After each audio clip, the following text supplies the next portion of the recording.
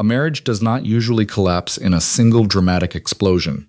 It slowly dissolves through quiet, ordinary absences. Sometimes it does not end with spoken words at all, but in the absolute silence of a fluorescent lit room, surrounded by the steady hum of medical machinery. I woke up in the dim recovery ward of St. Jude's Municipal Hospital. The plastic mattress cover crinkled beneath my weight. It was not the kind of place my husband's high society circle would ever allow themselves to be seen in. There were no luxury suites here, no specialized concierges bringing espresso to anxious family members. There was only the sharp scent of antiseptic and the muffled sound of nurses rushing down the linoleum hallway. I had collapsed the previous afternoon in a local grocery store, my vision going black before I was rushed into emergency appendix surgery. I had gone under the knife before I could even make a phone call. Now, the procedure was over. The anesthesia was fading, leaving a dull ache pulling at my right side. I turned my head slowly, looking at the empty plastic chair beside my bed. Nobody was sitting there. Nobody had rushed through the rainy night to hold my hand while I was unconscious. A quiet, exhausted-looking physician stepped into the room. Dr. Evelyn Vance had the kind, deeply lined eyes of someone who worked 80-hour weeks and saw too much loneliness. She moved with practiced competence, checking my vitals and adjusting the fluid drip before looking down at me. "You are awake, Clara," Dr. Vance said, offering a small professional nod. "The appendectomy went smoothly. There were no complications, but you will need strict rest." She paused, her gaze drifting toward the empty chair. "We tried the emergency contact number listed in your file. It went straight to a corporate voicemail." "I know," I answered simply. My voice was raspy, dry. "Thank you, doctor." I did not shed a tear. I didn't ask for a phone to try calling him again. Instead, I looked down at my hand resting on the scratchy hospital sheet. I traced the dry, peeling skin where an IV line had been hastily taped to my forearm. My fingernails were chipped, the pale polish flaking away. It was a tiny, raw, physical imperfection, the exact kind of flaw that Arthur's pristine world would never tolerate. In his glass-walled compound, every surface was polished marble. Every woman was expected to be an ornamental reflection of her partner's power. Lying there in the unforgiving light, looking at my bruised and imperfect skin, the exhausting habit of waiting for him to walk through the door evaporated. I was alive, I was physically wounded, and I was entirely alone. The realization did not make my hands shake. I simply laid my head back against the pillow, staring at the ceiling tiles. Anger was loud. Sadness was loud. Calm meant something had already ended. I would learn months later that while I lay in the isolation of St. Jude's, miles away, Arthur Sterling was orchestrating the movement of millions. My husband did not do emergency rooms, and he certainly did not do underfunded municipal clinics. He existed in a secure boardroom wrapped in cold steel and tinted glass, a high-altitude fortress suspended above the Boston Harbor. The room was soundproofed, engineered to block out the noise of the city, leaving only the quiet hum of central air and the turning of expensive paper. The executive sat at the head of a massive mahogany table, his tailored suit immaculate, his posture radiating absolute authority. He simply believed that financial provision was the highest form of love. In his mind, every problem could be resolved through the proper application of wealth and outsourced delegation. A high-stakes logistical dispute regarding a coastal shipping port had consumed his entire morning. Men in dark suits sat around the table, waiting in tense silence for his final verdict. He did not hesitate, picking up a heavy gold pen, the metal familiar in his grip, to sign his name across the bottom of a multi-million-dollar contract. His signature was sharp, precise, and devoid of hesitation. As soon as the contract was closed, his assistant slid a sleek tablet across the polished wood. It contained an urgent message from the security team regarding my hospital admission. Arthur glanced at the glowing screen, his jaw remaining perfectly set. He did not cancel his next meeting, nor did he stand up, grab his coat, and rush out to the elevator. To him, an unexpected appendix surgery was merely a biological disruption, an inconvenience that required an administrative solution. Without breaking the rhythm of his morning, Arthur used the exact same gold pen to sign a luxury flower delivery order. He authorized the purchase of a lavish floral arrangement and instructed his staff to dispatch his personal driver to handle my retrieval from the clinic. He executed the two signatures with identical, fluid indifference. The port contract and his wife's health were processed sequentially, treated as equal line items in the vast, emotionless ledger of his empire. He handed the pen back to his assistant, adjusted his cufflink, and moved smoothly to the next item on his heavily regimented agenda. He genuinely believed he had done enough. He believed that by sending his trusted driver with the finest comforts money could buy, he was providing the ultimate protection. He did not realize that the deepest wounds in a marriage are rarely inflicted by cruelty. They are inflicted by convenience, and by choosing to send a proxy to my bedside, he had just signed the final paperwork on our relationship. Back in my ward, the heavy, measured tread of formal leather shoes echoed down the linoleum corridor, breaking the sterile hum of the hospital. It was a rhythm I knew well, a cadence of outsourced authority, moving efficiently to manage a problem. The footsteps slowed, pausing just outside the doorway, before a familiar figure stepped into the dim, fluorescent light of the recovery room. It was Thomas Finch. My husband's long-time personal driver stood stiffly in his impeccable dark wool suit, looking entirely out of place against the peeling beige walls of the municipal clinic. The scent of expensive Italian leather and damp asphalt clung to his coat, carrying the ghost of the high-security compound to my bedside. He cradled a towering arrangement of white lilies and orchids, their fragrance clashing with the smell of antiseptic. In his free hand, he held a textured ivory envelope stamped with the family crest, resting atop a set of matte black armored sedan keys. I remained perfectly still against the starched pillows, observing the delivery with the detached clarity of someone watching a transaction finalize. Thomas hesitated, his usually impassive face betraying profound discomfort. His dark eyes darted away from my pale face, landing instead on the flimsy, half-empty plastic water cup sitting on the metal bedside table. The contrast was devastating, the overwhelming weight of a multi-millionaire's wealth, attempting to cover the hollow, lonely reality of a standard recovery ward. The silence stretched, heavy and undeniable. I did not ask where Arthur was. That question had died years ago, buried under countless logistical emergencies. Screaming would have meant there was still something left to salvage. Total stillness meant the architecture of our marriage had finally collapsed. A powerful man had not come. He had dispatched a surrogate, throwing money at a physical vulnerability he had no desire to witness or comfort. Thomas lowered the flowers carefully onto the rolling tray, the pristine white petals shivering against the harsh metal. He cleared his throat, the sound tight and uncomfortable. He was caught between professional duty to a logistics empire and a deep moral respect for me, sitting alone in a hospital gown. He adjusted his cuff, a nervous micro-action he only displayed when his employer's orders felt impossible to execute. I watched the driver fold his hands together, knowing exactly what script he had been given.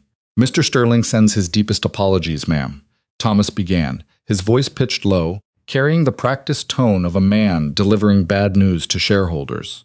The port negotiations encountered an unexpected complication.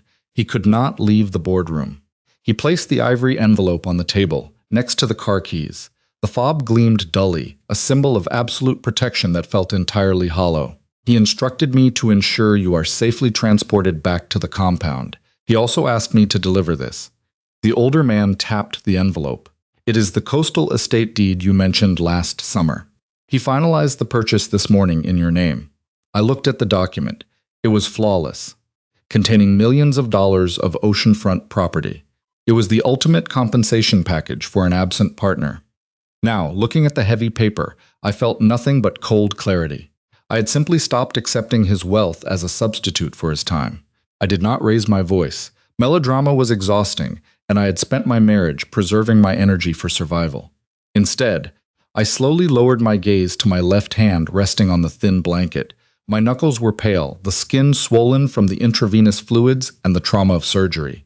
The gold wedding band, an heirloom piece my husband had placed on my finger with a solemn vow, dug uncomfortably into my flesh, suddenly feeling like a tightening shackle. Without speaking, I reached for the small bottle of hospital-grade hand sanitizer beside the plastic water cup. I pressed the pump, catching a single drop of the clear gel on my thumb. Methodically, with the precision of an accountant closing a ledger, I rubbed the sanitizer around my ring finger. The sharp scent of alcohol flared as I twisted the heavy metal. It caught briefly on my swollen knuckle before sliding free, leaving a pale, indented circle behind. I lifted the jewelry. For a fraction of a second, the gold caught the harsh overhead light. Then, I leaned forward just enough to reach the rolling table. I didn't toss it. I gently, deliberately placed the gold wedding band directly on top of the coastal estate deed, right beside the armored sedan keys. The soft metallic clink echoed loudly in the silent room. It was an administrative transaction, matching the clinical coldness of how Arthur had treated our life together. "Thank you, Thomas," I said softly, my voice steady and hollowed out of expectation. "For your time, and for your years of service, but you can return these to the office." The driver stared at the ring sitting on the crest, his jaw tightening. "Clara," he murmured, slipping out of his formal address in a rare breach of protocol, his eyes reflecting a horrified understanding of what that small gesture truly meant. "It is raining outside. Please, let me at least drive you." "No," I replied, folding my bare hands together in my lap, looking away from the wealth piled on my bedside table. "The transaction is finished. I will be leaving on my own." Thomas stood perfectly still in the dim recovery ward, his eyes shifting from the gold band resting on the envelope to my pale face. The silence in the room stretched, punctuated only by the distant, rhythmic beep of a heart monitor down the hall. He had worked for my husband for over a decade, functioning as the silent shadow in the corner of countless boardrooms and charity galas. Yet, in this small, sterile space, the polished armor of his professional duty seemed to fracture, revealing a deep, uncomfortable hesitation. "Mrs. Sterling," he began, carrying a gentle urgency that Arthur never allowed in his own tone. "The weather is turning quickly along the coast. It is not safe for you to navigate the city immediately after surgery. Please, allow me to drive you back. You do not have to speak to anyone. You can rest in the back of the car, and I will ensure you are completely undisturbed." It was a kind offer, layered with genuine concern. I knew he was caught between his absolute loyalty to his employer and the quiet moral respect he had always shown me during my years in that glass house. I looked at the armored sedan keys sitting next to the deed. That vehicle was a fortress on wheels, designed to isolate its passengers from the unpredictable world outside.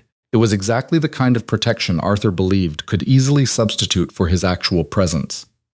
"My warmth remained exactly the same, Thomas," I said quietly, adjusting the thin cotton hospital blanket over my knees. "It simply no longer belongs to him by default. If I get into that car, I am accepting the transaction. I am agreeing that a luxury ride home is an acceptable replacement for a husband." The driver closed his mouth, processing the absolute finality in my measured words. He didn't push further. He offered no empty reassurances about Arthur being delayed by crucial logistics or urgent meetings. Instead, his gaze fell to the massive bouquet of white blooms dominating the small bedside table. Slowly, deliberately, I reached over and picked up the heavy crystal vase. I simply carried it to the plastic wastebasket in the corner, pressing the foot pedal, and lowered the pristine orchids into the trash. They sat there, perfect and expensive, resting quietly against discarded paper towels and medical wrappers. Thomas watched the flowers fall. He gave a single, slow nod of understanding. Reaching into the interior pocket of his tailored dark coat, he withdrew a compact, navy blue umbrella. It did not bear a corporate logo or a wealthy family crest. It was simply his own. "The rain is cold today," the older man said softly, placing the folded canopy on the edge of the mattress. "Take this, at least. It belongs to me, not to the estate." I looked at the simple object, recognizing the quiet humanity in his gesture. I thanked him in a whisper, and without another word, he turned and left the room, leaving the door gently clicked shut behind him.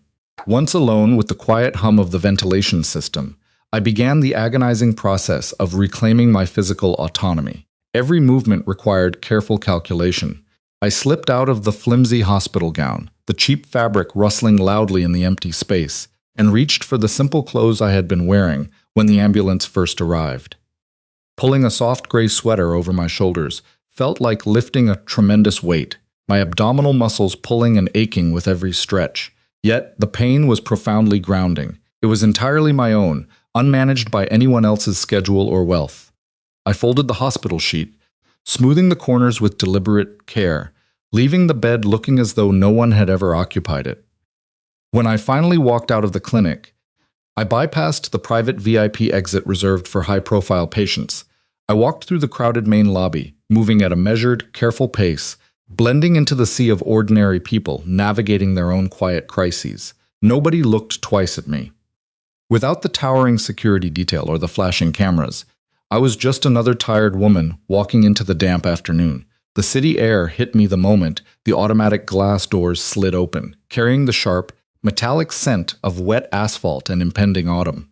I opened the navy canopy Thomas had given me, the fabric snapping taut against a sudden gust of wind. The walk to the local commuter station took 3 times as long as it normally would have. Each step was a quiet victory of endurance. I leaned my head against the cold, vibrating glass of the train car.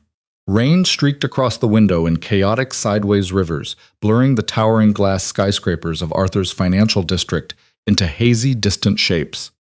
The metal wheels screeched against the tracks, a harsh, unbuffered sound that I had not heard in years. It was physically exhausting, this sudden exposure to the unfiltered world, and my side throbbed in rhythm with the moving carriage. But as I watched the city give way to the quieter, leaf-strewn suburbs, clarity settled over me. The future did not feel like a managed cage anymore. It felt entirely wide open. The most expensive mistakes in a marriage are rarely financial. They are the quiet miscalculations of what a person will endure. I would learn, much later, exactly how the afternoon unfolded in the glass penthouse while I was riding that local train toward the suburbs. Thomas would eventually describe it to me, noting the exact moment my husband's reality finally cracked. The executive boardroom sat 40 floors above the city, a fortress of soundproof glass and customized climate control. Arthur was standing at the absolute apex of his logistics empire. He had just spent the morning successfully securing a multi-million-dollar port contract that solidified his legacy. The heavy leather folders had been signed, and his rival executives had departed. His world was running on a perfect, frictionless schedule, a machine beautifully oiled by wealth and delegated authority. Alone in his vast office, he poured himself a measure of single malt. He stood by the panoramic window, swirling the amber liquid in his crystal glass, assuming that miles away, the transaction of his marriage was proceeding just as smoothly. He fully expected that I was currently wrapped in the luxury he had provided, sitting comfortably in the back of an armored vehicle, properly managed and safely quiet. When the heavy oak doors opened, Arthur did not turn immediately. His longtime driver usually announced a return with a brisk, efficient nod. But today, Thomas walked across the expansive room slowly, his wet coat carrying the damp, cold scent of the autumn rain outside. The older man moved like a soldier bearing a casualty. Arthur turned from the window, expecting a routine update. Instead, Thomas stopped at the edge of the polished mahogany desk and reached into his pocket. He did not speak. He simply withdrew the heavy leather folder containing the armored sedan keys and placed it delicately on the wood. Next, the driver brought out the thick envelope bearing the family crest, the coastal estate deed. He aligned it perfectly beside the keys, resting just inches away from the crystal glass of scotch. The silence stretched.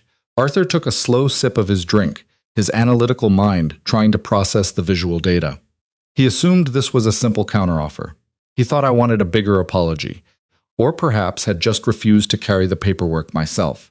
Then, Thomas reached into his pocket one last time and placed my gold wedding band onto the desk. The transition from victory to complete domestic failure occurred in absolute silence. No one shouted. No glass was broken. "Is there a problem with the vehicle, Thomas?" Arthur asked, his voice steady but carrying a new edge of confusion. "Did she prefer the jet?" The driver kept his posture perfectly neutral, but his eyes held a quiet, devastating clarity. "She declined the vehicle, Mr. Sterling, and the property." Arthur frowned, a hairline fracture appearing in his composure. "Where did you take her, then?" "I did not take her anywhere, sir," Thomas answered softly. "She changed into her regular clothes. She walked out of the clinic on her own terms. She instructed me to return these to you." "Walked out?" Arthur's voice dropped. "To where?" "She boarded a local commuter train, alone."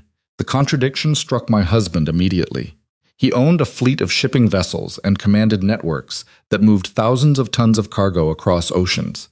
Yet, standing in his untouchable fortress, he realized he could not secure a single ride for his wife when she was most vulnerable. He had sent a surrogate to handle his emotional duties, and I had simply refused the transaction. He looked down at the ring. I had worn it for 7 years. It was a modest band, chosen long before his empire had reached its current zenith. Now it was just a cold circle of metal on his desk. Arthur reached out to pick it up, needing to verify the tactile reality of his loss. But he was a man who had not felt genuine fear in a decade, and the sudden surge of adrenaline betrayed his coordination. His fingers were slightly unsteady. As he tried to pinch the gold band, it slipped. The ring dropped onto the heavy glass protective mat covering the mahogany desk. It rang softly, a high, clear note like a tiny bell. The delicate sound vibrated through the cavernous office, echoing painfully against the soundproof windows. Arthur's panic was entirely internal. He did not hurl his scotch against the wall or threaten his staff. Anger was an emotion reserved for men who still possessed leverage. What the billionaire felt was a profound, paralyzing freeze. He realized that his wealth could not bypass my boundary. He looked up at Thomas. He could have fired the man on the spot. But Arthur saw the unwavering respect in the older man's eyes, a respect earned not by money, but by dignity. Thomas had allowed me to leave because he recognized my right to do so, and my husband realized that his hired driver understood the moral weight of my choice far better than he did. "Leave me," Arthur said quietly, his tone stripped of its usual absolute command. Thomas bowed his head slightly and turned, the heavy doors clicking shut behind him.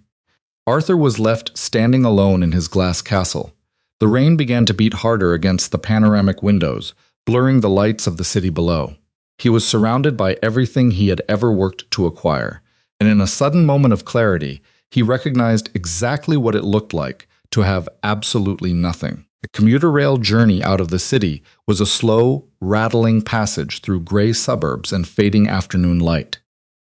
The carriage vibrated with the ordinary noise of people returning from their day, the hum of low conversations, and the screech of steel wheels against the tracks. I leaned my head against the cool window pane, feeling the rhythmic sway of the train settle deep into my tired bones. The dull ache of my recent surgery was still there, a sharp reminder of the hospital room I had left behind. Every jolt sent a small wave of discomfort through my side, but for the first time in years, the pain belonged entirely to me. It was not a schedule interruption to be managed by Arthur's logistics team. It was simply my own body, fragile but real, healing at its own unhurried pace. When the train deposited me at the small station in Ipswich, the air tasted entirely different from the filtered atmosphere of the penthouse. It was sharper, carrying the scent of damp soil and approaching rain. The walk to the address on the edge of town took longer than it used to. I moved carefully, my hand pressed lightly against my side, navigating the cracked, uneven sidewalks that Arthur's immaculate vehicles would never traverse. A passing car's headlights swept over me, casting long shadows against the wet pavement, but nobody paid me any attention. There was no security detail hovering just out of sight, no driver waiting to open my door. I was entirely anonymous, and the freedom of that invisibility felt like breathing pure oxygen. Eventually, the familiar wrought iron fence came into view, guarding a modest, slightly weathered structure tucked behind overgrown hydrangea bushes. This was the home of my late grandmother, Margaret Duval. The property was small and unpretentious, with peeling white paint around the window frames. It was completely missing from Arthur's sprawling portfolio of assets, a tiny blind spot in his financial empire. I had kept the deed in my own name, paying the modest property taxes from a separate account, a quiet harbor I had maintained, without ever mentioning it across our expansive dining table. I reached into my coat pocket and pulled out a heavy brass key. At the compound, entry was seamless, an invisible network of biometric scanners and silent security feeds. Here, there was only a thick, rusting iron chain securing the front gate.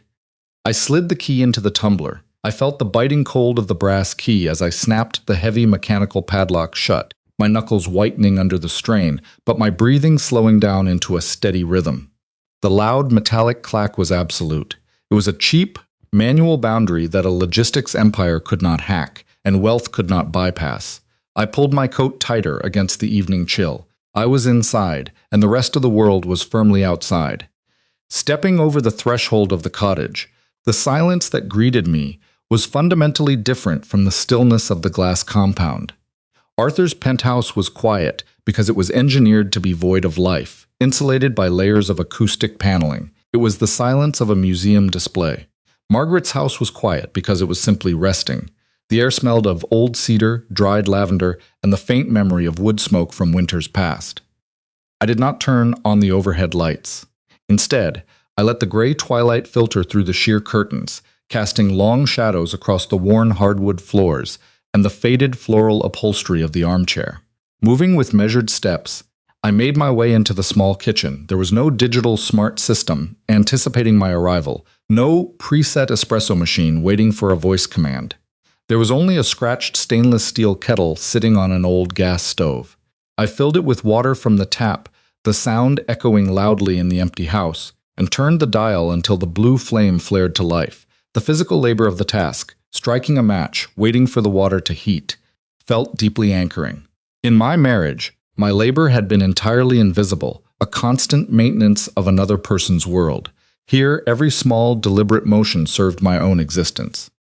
When the kettle whistled, I poured the boiling water and watched the steam rise in thick ribbons. I took a plain ceramic piece from the shelf, one that had survived decades of daily use. I wrapped both hands around the chipped ceramic of a simple tea mug, absorbing the direct, uninsulated heat. Margaret had lived an entirely independent life in this space.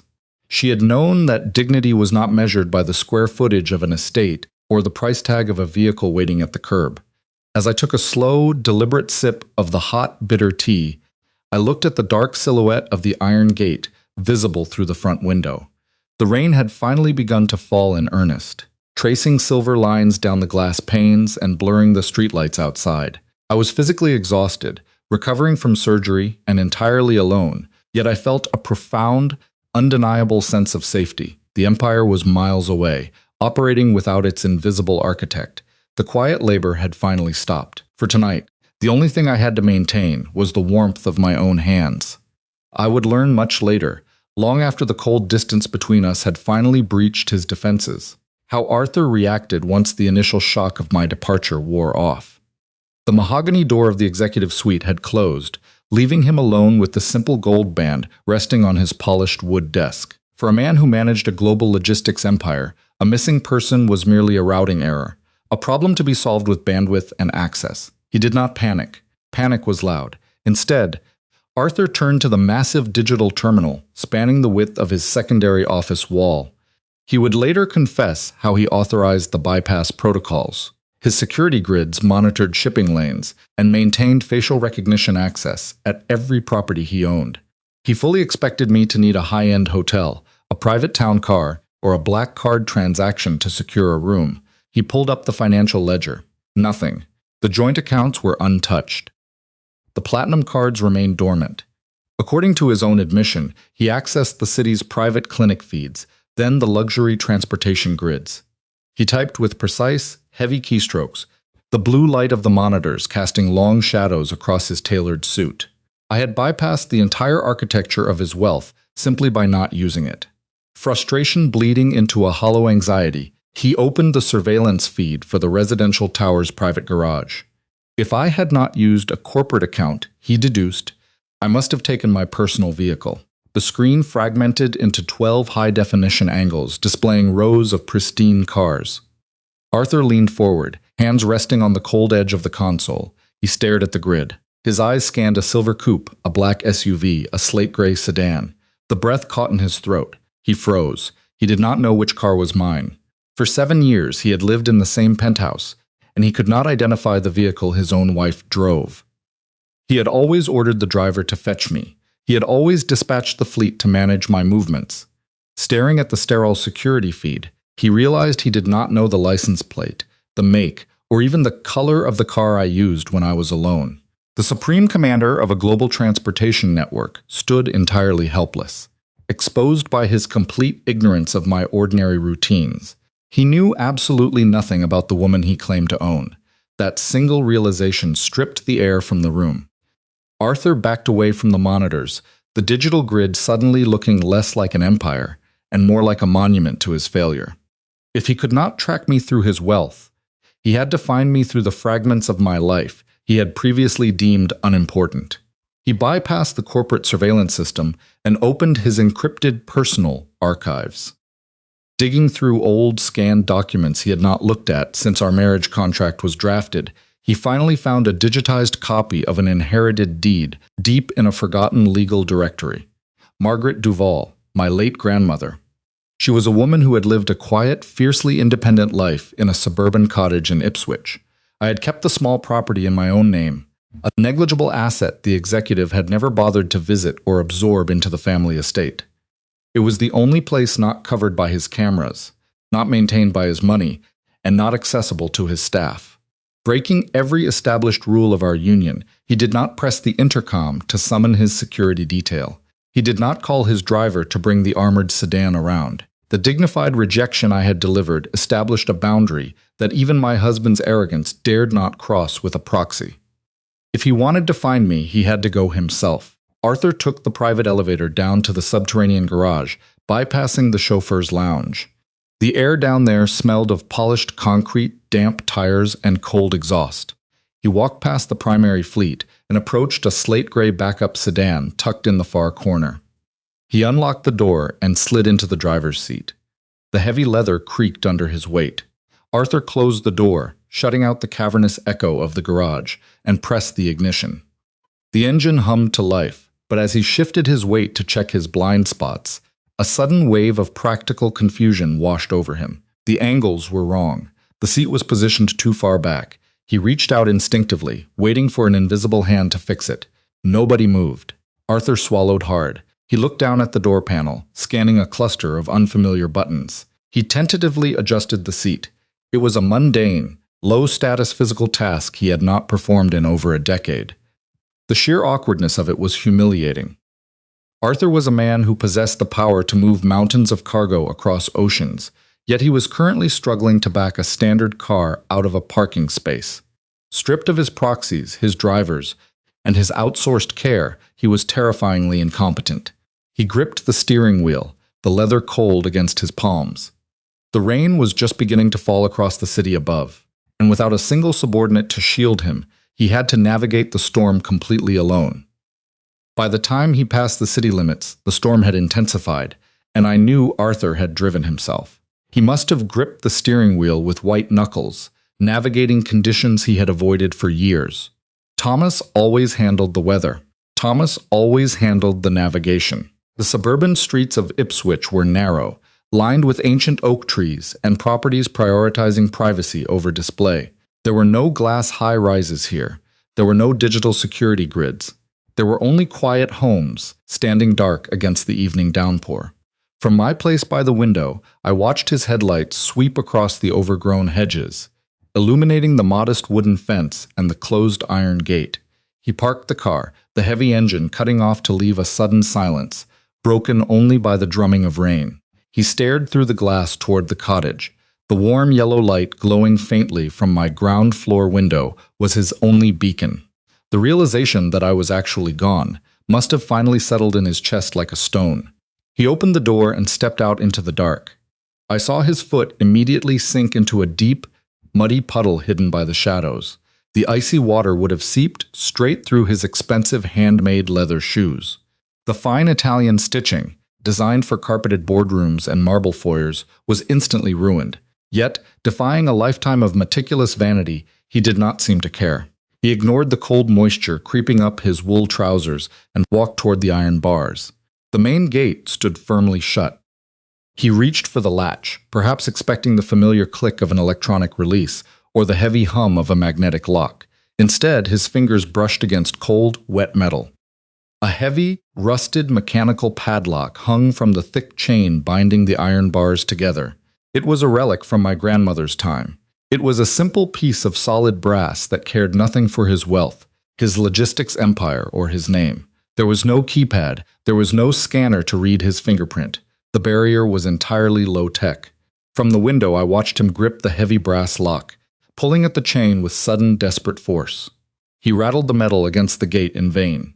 The sound echoed dully in the rain, a harsh, metallic clatter that proved his complete physical impotence. He could move millions of tons of freight across oceans with a single signature. He could not bypass a $15 padlock. He stood in the downpour, his tailored suit jacket growing heavy and dark with water. The rain plastered his hair to his forehead. He stared at the brass lock, feeling the illusion of his absolute control washing away in the cold autumn storm. He had built a life on systems, proxies, and outsourced labor, and none of it could help him open a simple wooden door. His money was useless here. He could have returned to his vehicle. He could have called Thomas to bring a security team or a locksmith. But summoning another surrogate would only repeat the exact failure that had emptied his home. He had to do this. I watched as he looked to the left of the padlocked iron gate. A low, uneven stone wall bordered the property, covered in wet moss and tangled ivy. The architect of a global empire placed his bare hands on the rough, muddy stones. He hoisted himself over the low wall, his expensive trousers catching on a hidden briar, tearing a jagged line near the knee. He landed awkwardly in the overgrown yard on the other side. The wet grass slipped beneath his ruined leather shoes. Every step toward the cottage was clumsy, stripping away the polished armor he had worn for the last decade. He was no longer a commanding executive. He was just a wet, shivering man walking through a dark garden. He reached the front porch, disappearing from my line of sight under the dripping wooden eave. It offered the first slight reprieve from the heavy downpour, water cascading from the edge of the roof to form a curtain between him and the street. He stood before the rough timber of the cottage door. It was painted a faded sage green, the paint peeling slightly at the edges. It lacked the imposing weight of our compound's armored entrances. Yet, standing before it, I knew he had never felt a barrier so insurmountable. I sat perfectly still on the other side of the wood. I imagined him raising his right hand, his bare knuckles hovering inches from the timber. For years, Arthur had never needed to knock. Doors were opened for him before he even reached the threshold. Security teams cleared hallways, swept rooms, and ensured his path was entirely unobstructed. Now, there was no one to announce him. Then, it came. 3 slow, deliberate knocks on the sage-green timber door. The sound felt incredibly loud in the quiet suburban night. I didn't move. I didn't demand an explanation. I didn't shout his name through the panels. I simply listened to the heavy silence that followed. He was standing under the dripping eave, realizing that after years of holding every advantage between us, he had zero leverage. He was entirely at the mercy of my choice. The porch light remained off.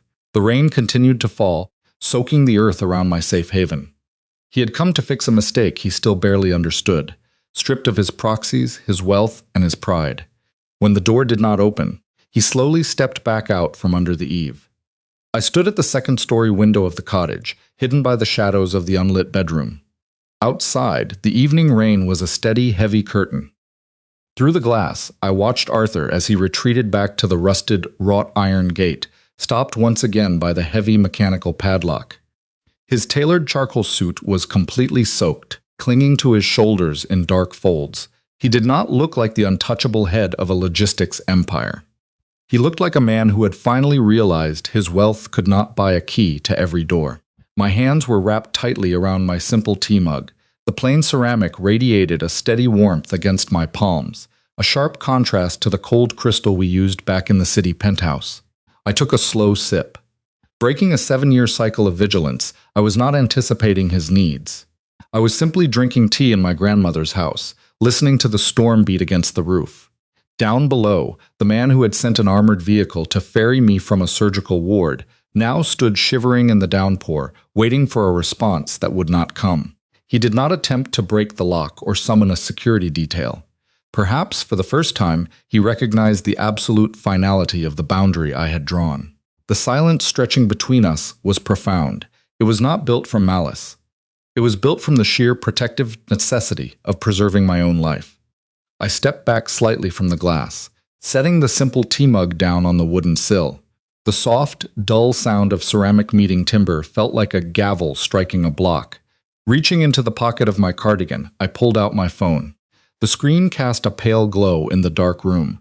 There were dozens of missed calls from his numbers and panicked messages from his security team. I ignored them all, opening a blank message directed only to his private line.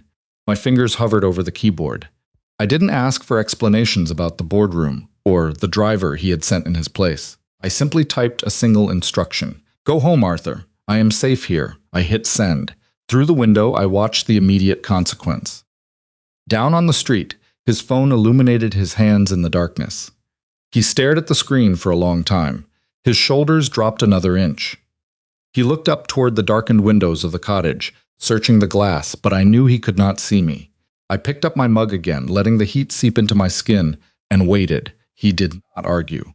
The man who negotiated maritime trade routes with a single phone call simply nodded into the empty street. He understood that my refusal to open the door was not a negotiation tactic.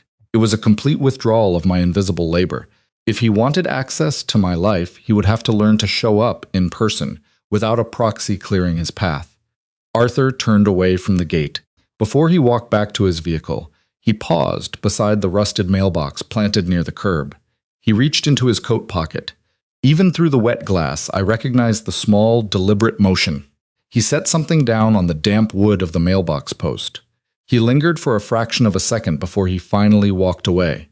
The engine of his car turned over, the headlights cutting a yellow swath through the fog, and then the street was empty. I slept deeply that night. There were no midnight phone calls from international partners, no sudden security protocols, no waiting in a vast mansion for footsteps that might never arrive. The next morning broke with the crisp clarity that only follows a severe storm. Sunlight filtered through the overgrown branches of the oak tree, casting long shadows across the wet grass. I walked out the front door, pulling a knit shawl around my shoulders. The air smelled of damp earth and salt from the distant harbor. I unlatched the mechanical padlock. The brass mechanism clicked sharply in the quiet morning air as I pushed the iron gate open. Stepping out to the curb, I looked down at the rusted mailbox. Resting on the weathered timber was my gold wedding band. It caught the early sunlight, gleaming against the damp wood. It was the exact same ring I had slid off my finger and left with Thomas in the hospital recovery room. Arthur had brought it back himself. He had not forced his way over the low stone wall to demand I wear it. He had not packaged it in a velvet box, accompanied by a newly drafted contract. He had simply left it at the threshold, a silent acknowledgement of the boundary I had set. I picked up the ring. The metal was ice cold against my skin. I held it in the palm of my hand, feeling the physical weight of the gold, the history of the 7 years it represented, and the absolute emptiness of the luxury it had failed to anchor. Turning away from the street, I walked back inside the cottage. The hardwood floors creaked softly beneath my feet, offering a familiar, grounding rhythm. I did not slide the ring back onto my finger. Doing so would imply that a single night in the rain could erase years of being treated as an administrative afterthought. Marriages are not saved by extraordinary moments. They are rebuilt, if they are rebuilt at all, through 1,000 ordinary choices. Instead, I moved into the small parlor and opened Margaret's old wooden sewing box. The scent of dry cedar and vintage thread wafted up into the bright room. I placed the gold band inside, nesting it carefully beside a spool of pale linen thread. I closed the lid with a soft, final snap. I walked into the kitchen to put on the kettle. For the first time in years, I was not waiting for an armored sedan, a luxury proxy, or an adjusted schedule. The future did not feel like a cage. It felt like an open road.